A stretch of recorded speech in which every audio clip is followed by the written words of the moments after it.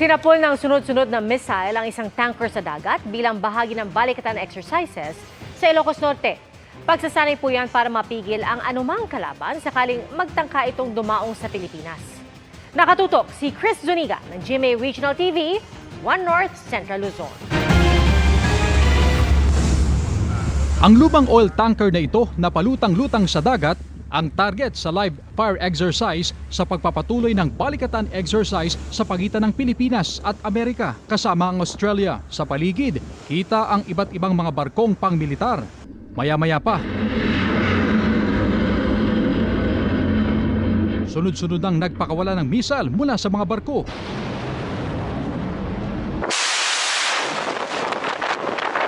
Sunod-sunod nang nasapul ang target.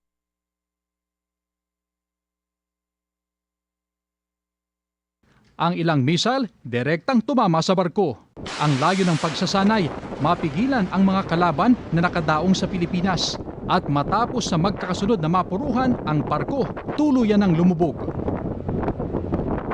Isinagawa ang pagsasanay na ito sa dagat na bahagi ng Lawag City, Ilocos Norte na may 600 kilometro ang layo mula sa Taiwan. Sa gitna ito ng iringan ng Taiwan at China at tensyon sa West Philippine Sea sa pagitan ng Pilipinas at China. Nauna nang binatikos ng China ang military exercises.